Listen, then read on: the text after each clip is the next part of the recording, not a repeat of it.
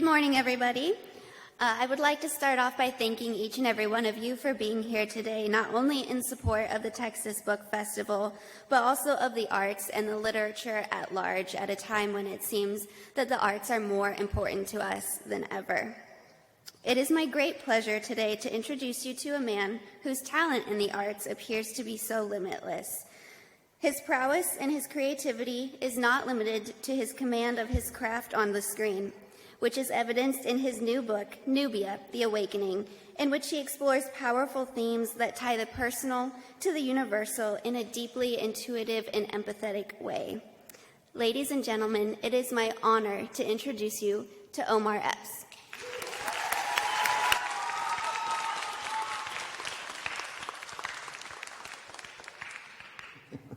So I read the book, and what's amazing to me is the creative process. I love that storytelling and the layers of storytelling. I think we talked about the onions and the layers of the onions. Yeah. So what was your inspiration for writing the book, and where did the idea or ideas come from? Well, for me, the ideas come from the source, and I don't know if I necessarily had a particular inspiration for the book. I was just exploring the idea of the nugget of where the book came from was the idea of what was love, what if love itself was illegal? We live in such a tumultuous world, and I was really just struck by that thought, like literally illegal, and then what if it was reborn through this 14-year-old kid who doesn't know that he's love itself? And so for me, that's when it started to roll out, and that's where Nubia, The Awakening came from. What's interesting to me in reading the book is it's the background is the environment, climate change, a lot of things are happening, and the disaster leads to this New York City becoming this whole new place. So I'm curious, there's a lot of setup in the book to talk about how, what this place looks like and how people are interacting. Can you share a little bit about that? Absolutely. Well, I'm a native New Yorker, so for me, that's the other character in the book, and it was easy for me to think about navigating that space from a creative sense in terms of, the story starts in 2098. And, I mean, as a New Yorker, we saw what happened with Hurricane Sandy and everything like that. But just at large, it's not just that region. It's everywhere in the world has been affected. And so the geography of how we know it is no more. And I wondered, okay, how would that look? And what I really, my co-writer and I, Clarence Haynes, I call him my co-pilot. We took painstaking efforts to try to find these issues that we have now and really see how they would look in the future. So as they say, I think it's a French saying, the more things change, the more they remain the same. So we really try to play with a lot of those isms, is what I call them, whether it's classism, sexism, racism, all of those things, and push them forward, it's like, 100 years from now and see what that looks like. The isms was one of my questions in terms of the things that are happening now that we can see them reflected in the book and we can see them reflected in the characters. How did you balance the complexity of some of those things into the story and make them relevant for today and then also in the future, 2098? That's a great question. I think what we did was anchor it in honesty, because, human beings, it doesn't matter, our ethnicity, it doesn't matter our, religious background, our economic background. We all have the same wants and desires at the end of the day. So that's why I intentionally wanted to have the book look through the lens of a developing mind. I have 3 kids. Their friend groups are growing up in a completely different way than I did. The things that were weights to me as a kid, they don't carry. They're aware, but they're like, yo, y'all tripping. Like, you know what I mean? My best friend is, one is Indian, one is Asian, one is this, one, I can't relate to that. I didn't grow up like that, And so exploring the notion of displacement, one, and the feeling of being unwanted. I think that no matter where you all come from, there's a part of our lives that we can relate to that, whether it's like you're not the cool dude on the football team, or you're not with the cool kids in the cafeteria, and then we just tried to amplify those themes through these characters, and hopefully you guys will think we did a good job. Can we talk about the characters? Absolutely. Because I wanted more Zuberi. But before we get into the characters, That's my girl, Zuberi.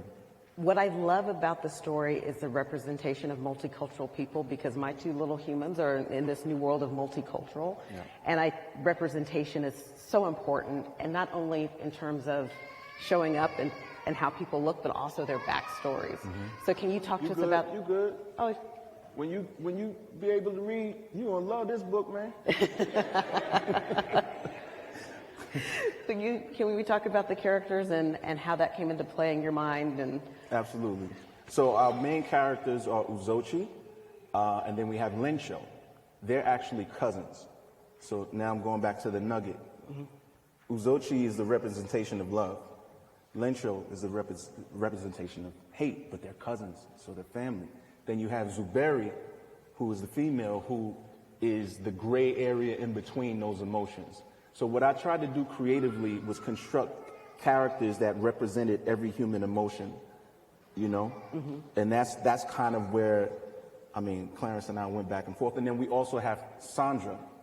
And she represents like the idea of an opportunist,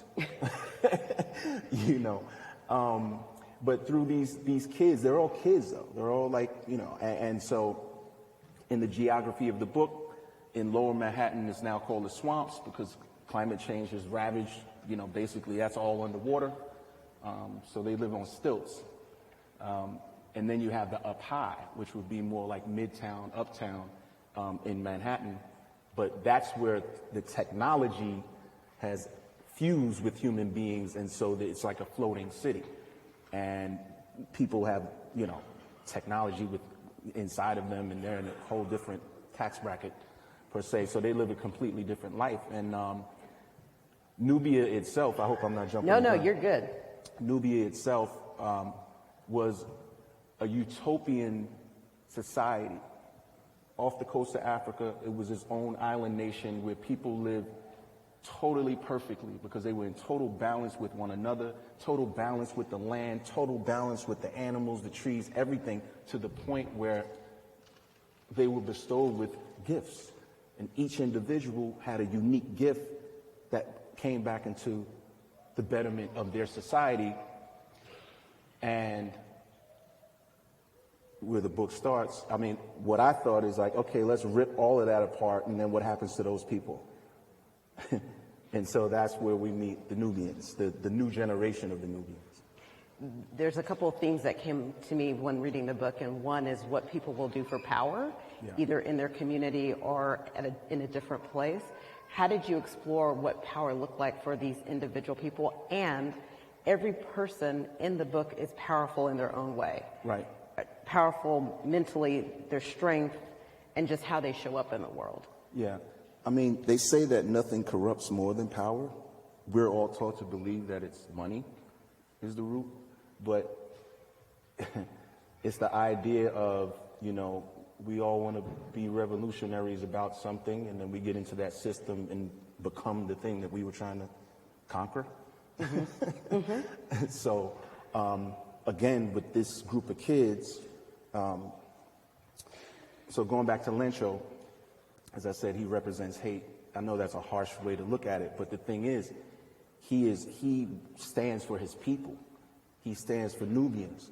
But the consequence of events that happens to him, he chooses to use his powers in different ways. But he starts at a place where he's really trying to defend his people and do better for his people. Uzochi, who represents love, is like, I would say the meekest character, if that's even a word. He doesn't even know what to do with his powers because he doesn't know. So he's sort of the standoffish, where it's like, really, you're the hero, dude. You're the guy we need. But he's just like, but shouldn't we all just get along? You know what I mean? And Zuberi is the warrior. Her father was a general in the Nubian army from before. And so she is war ready, such a powerful character, a powerful representation of, womanhood, and she about that action, So it's really like which way her pendulum will swing will determine her fate.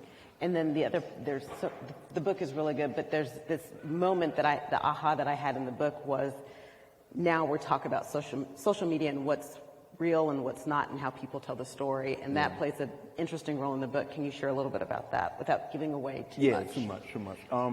So of course we wanted to explore, technology, social media and all those things, but we tried to find a balance of, in 2098, there are going to be, we have electric cars now. They had electric cars 20 years ago, technically. Like, it's not really new technology, but like exploring different planets and all of that type of stuff. Basically, the really highbrow technology, how that could look, and juxtapose that against things are going to be very rudimentary for a lot of other people, right, in that time. And that's sort of what the Nubians are going through. So when you talk about the social media, we have there's the news programming is like hollow news, meaning like it just pops up right here and that's the news program. You don't have to turn to a TV, and those things don't even really exist, the monitors that we have now and stuff like that. So we just try to find fun ways to imagine what those components could look like and how they affect that generation. So without, again, getting into the spoilers, the book is subtitled The Awakening, which suggests that there's something that awakens. Yeah. Tell us about that. Yeah, the awakening is for sure. It's just these group of kids that are coming into their gifts. So, not to give too much away, but as I said before, these people, the Nubian people, had gifts. And once Nubia was destroyed, the gifts went away. So that second generation of parents never passed down that information to their kids. And then the next one never passed it down to their kids. And now you have these kids. So the parents think the gifts are gone because the land is gone. And all of a sudden, this second generation of kids, the gifts are coming back. So the parents are astounded. They don't really know what to do because they were disconnected from it for so long. And there's certainly a few elders who have the real history and are trying to wrangle like, okay, this is what this is and this is what's going on. But they're in a foreign land now. And so, how do you use the gift, right? Like, I say that to say, for my generation in the audience, I was going to say older people, that's the wrong thing. There was a point when they first discovered or harnessed nuclear power. That was like the savior of the world of energy. Until somebody was like, let's weaponize it, right? So it's not like nuclear power. It's not the thing. It's what you do with the thing. It's not the knowledge. It's what you do, what you choose to do with the knowledge. And that's what these kids are being faced with.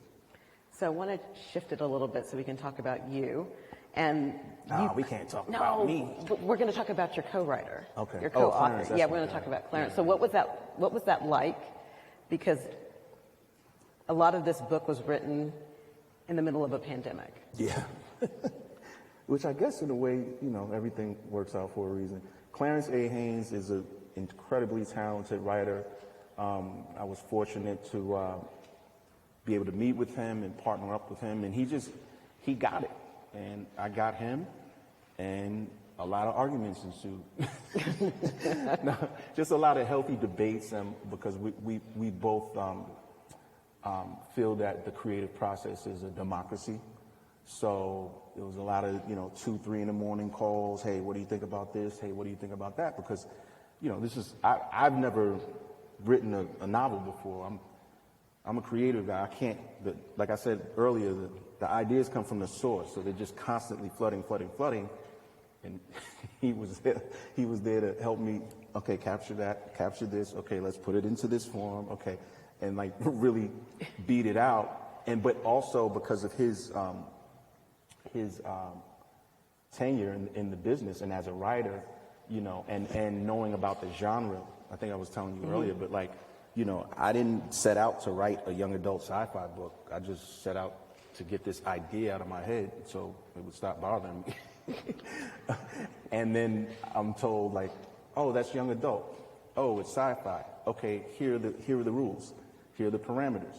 Oh, this kind of feels like that book. This kind of feels like that. And I'm like, you know, kind of like overwhelmed by all of that. But, you know, I go do my woo-saw and come back to the table. And to have a co-pilot like Clarence was incredibly helpful because he helped me structure it out, you know. And then, you know, also my job as a creative is to push the envelope.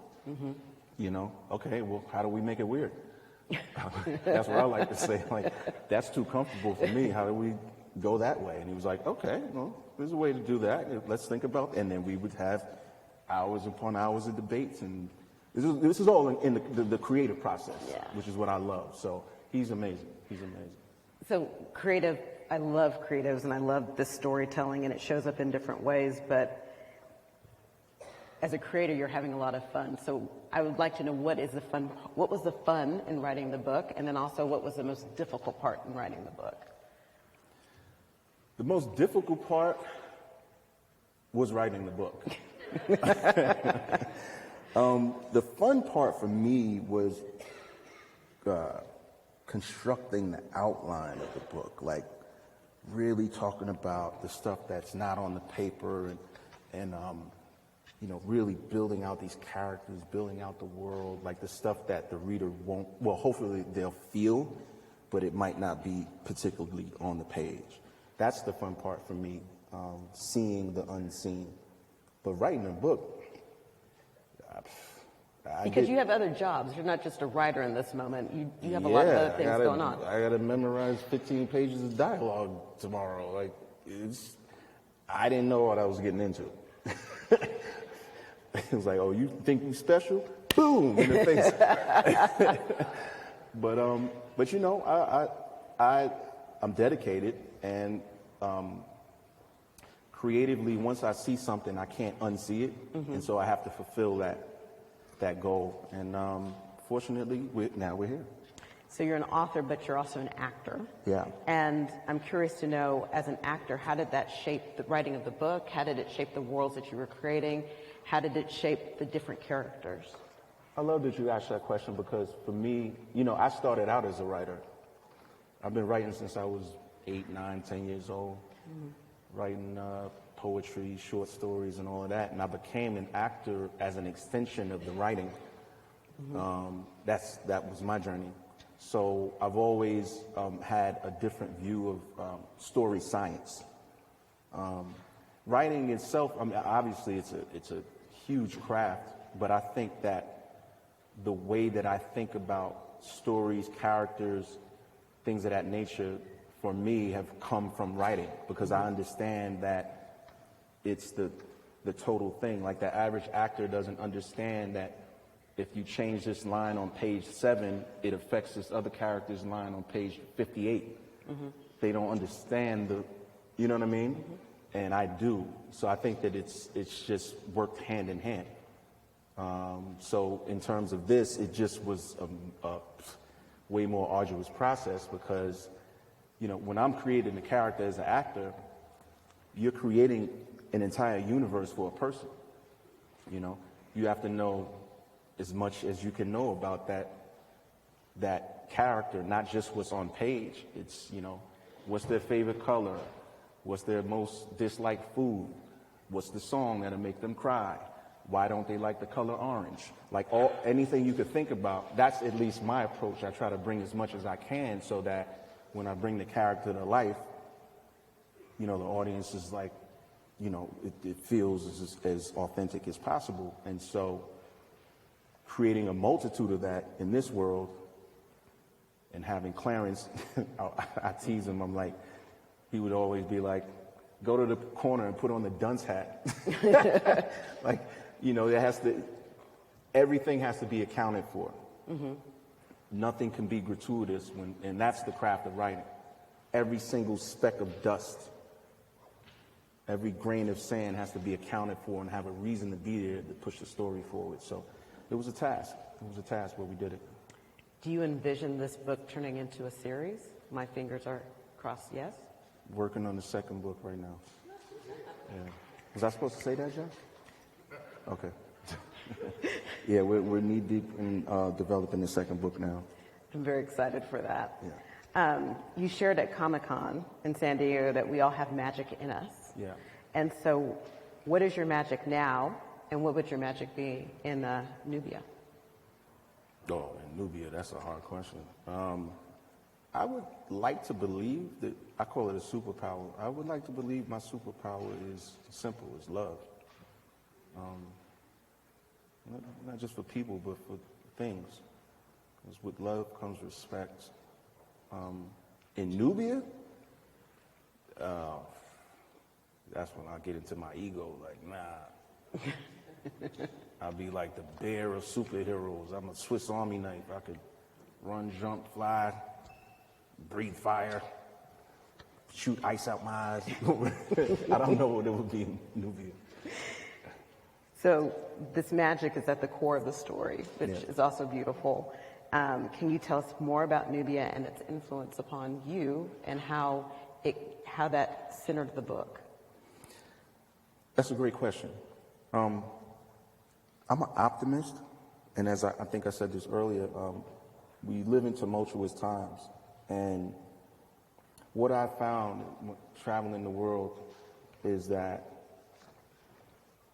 when you sit down with individuals, you just find out that we have more in common than not, and people can be influenced by the media, by so many other things, but if you sit down and you have a meal with a person, and you never met this person before, y'all get into an organic conversation, it's like, oh yeah, they love their kids like I love my kids, or they love their family like I love my, oh yeah, we could have different sports teams and all of that type of stuff is fun, but in terms of humanity, because I'm gonna tell y'all this, if a big enough rock hit this planet, we all gonna be in the same boat.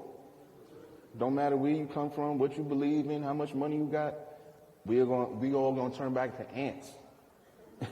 So I choose to walk with that perspective, and I choose to walk with respect for individuals, for people, and I hope that answers your question. It did. Thank you. Yeah. What I'd like to do now is open it up to the audience to ask any question. We have 3 mics, and do we have a question? Come on up to the mic. Wait, what happened to the baby? The baby, they got a question. The baby went to bed, or the baby had dinner. Come on up. And introduce yourself and tell us where you go to school. I'm Nubia. Tilt the mic down Yeah, towards tilt the you. mic down. Yeah, thanks, I'm Alexa. Nubia, and I go to Maiden Tech Middle. And I know you because you were in the show called House MD, am I correct? Yes, thank you. Yes, I knew it. Did you win a bet or something? Hello, I praise God, and I thank you so much for your time. I found out about this in the nick of time, asking God some questions, and you are actually answering some of those questions. Thank you for that. My question, and I loving basketball, yes. Okay. My question is, it goes back to partnership and writing. That is one of the things that I know God is teaching me to be more open to. I tend to be a sole writer and want to just, this is my story and I write it, don't want anybody in on it. And from hearing what you have to say, the question is, without your partner, and if you would have written this book on your own, what are the major differences that you think would have been a part of the book that you would have written alone? And you've pretty much explained what you got out of the partnership, but what do you think would be the gap between if it were just you? And thank you. That's a great question. I think I wouldn't have gone to school.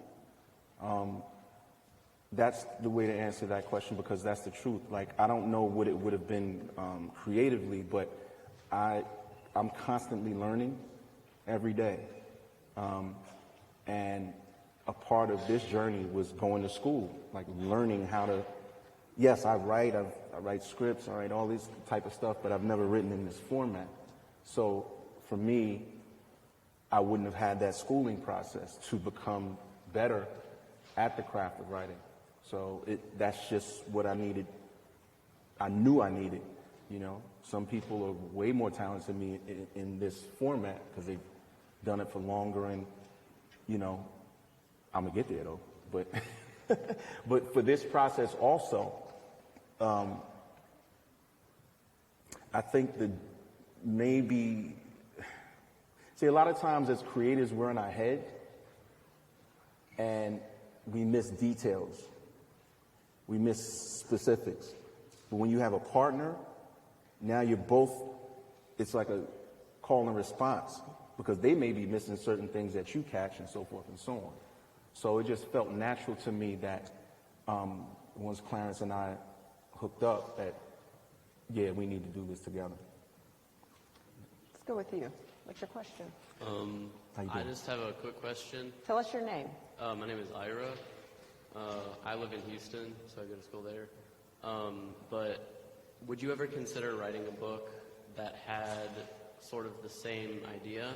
Like one character would represent the other end of the spectrum, sort of thing, but for different sort of like feeling or emotion. So like instead of love, it would be like jealousy or like pride or something. Yeah, that's a great question, man. Thank you. Yeah, you'll see some of that in the second book that we're working on now, because we're going to introduce a few new characters, really expound to the world of the characters built in this. But to your point, some of those new characters do represent different human emotions. Great question. All right. Mr. Epps, very good. I'm an admirer of your work, and it's a pleasure to be here with you today. I'm out with my daughters, my wife and I just have a question about the book that you just explained to us. I was wondering if in your book, the isms and things that you've raised, if you touched on how those things were resolved in order to form a utopian society. And then the second part of my question would be, once the destruction of Nubia occurred, whether any of those isms returned. Oof, that's a heavy question right there. Yeah, thank you for that. I try to, in the book,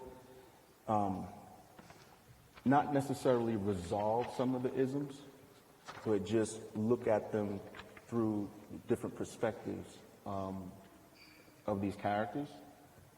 In terms of the old world, the old Nubia, it's like the Uzochi, Zuberi, and Lencho are starting to learn about that in the book, because they weren't really told, as I said before, they weren't really told. So it's all new information to them, like, what? We come from where? You know, and who was a great thing in that? You know. There's another character we don't mention, but he's the wise man, Adisa. Mm-hmm. He's the oldest character in the book who was there. And so he's like a living library. And so you get his perspective as things start to happen. But going back to the isms, I really just tried to pose the absurdity of some of them, you know, through the lens of, like I said, these developing minds, you know, so that the reader could just, you know, see how stupid certain things are in our current world. We'll take your question, and then we'll take my favorite participant's question, my son. Sure. Hello. How you doing? Hi, my name is Kiana. I have grown up with you. I'm from your same generation, Mr. Epps. Thank you. Omar.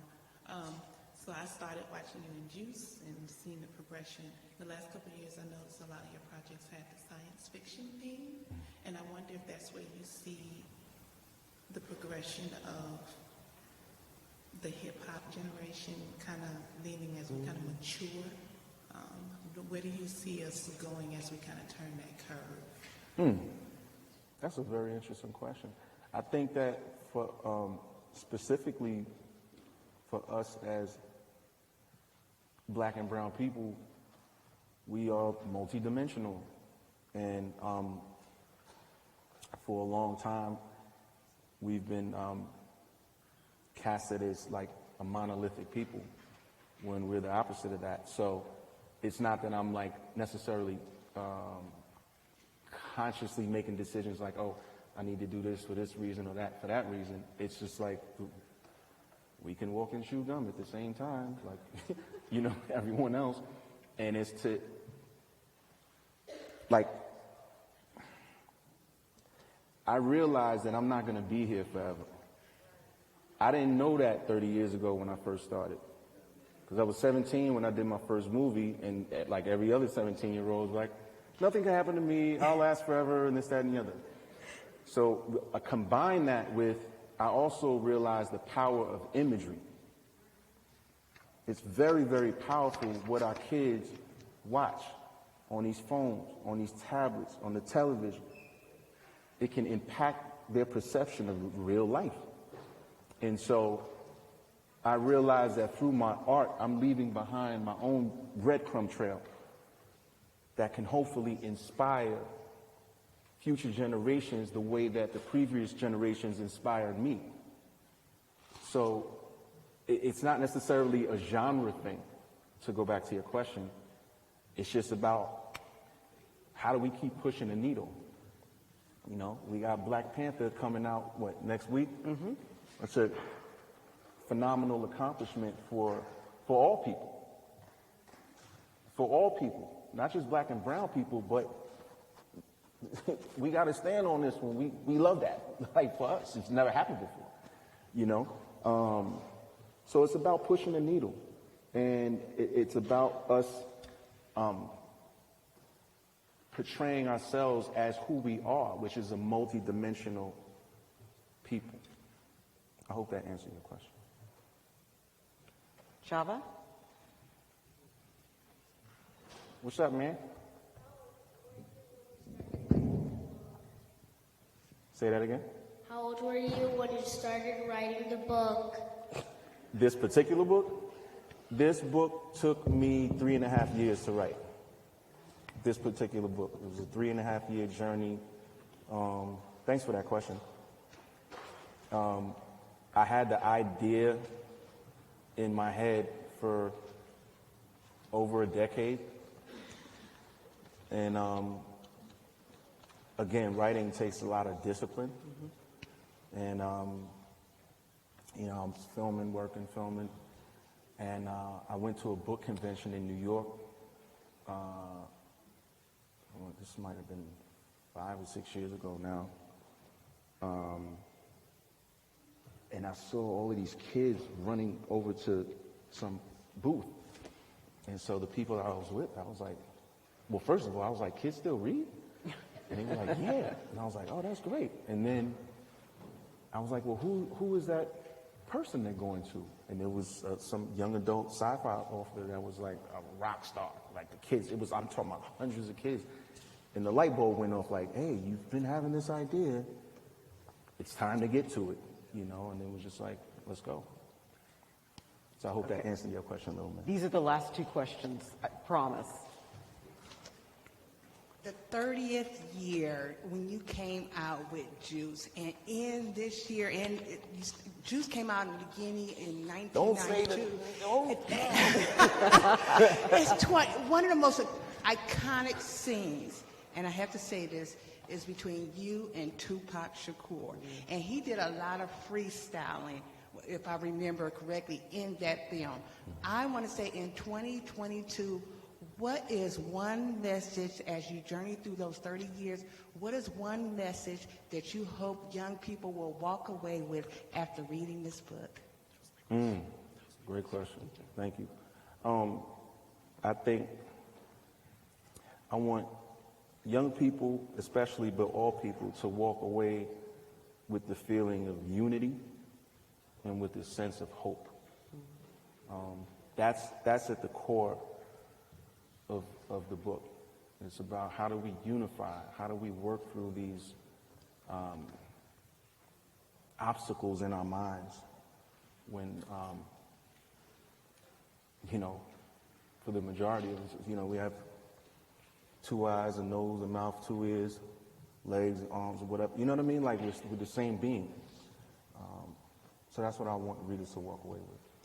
My last question for you is, where can we find you and the book on social media? You can find the book everywhere books are sold. Get your pre-order in now. It's dropping on Tuesday. So I'm really proud about that. And you can find me anywhere, just at Omar Epps, you know, IG, Facebook, Twitter. Now they forced me to get a TikTok. You know. And I'm going to be doing those stupid dances and stuff. No. So if you would like to have a book signed, your book is for sale in the back with book people. And if you would like to have your book signed, Omar will be signing books in the green room. So we're going to have you line up over here, and he will sign your books. But before we leave... We gotta get him, right? Oh, Yeah. I'm sorry. I The thought you were person telling me we were done. before me asked a similar question, but I'm going to alter it. My name is Alejandro. I have the privilege of working with young people, tap into their potential and reach their dreams. They're actually here. Hey, Breakthrough. So I guess my question is, for all the young people in the room, what is one piece of advice that you would share with them? I would say follow your heart,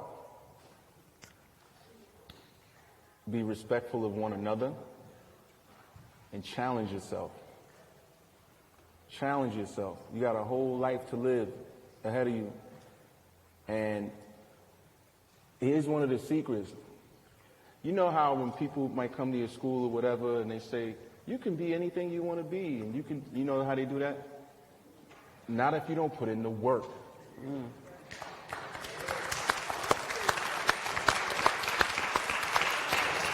So I would say,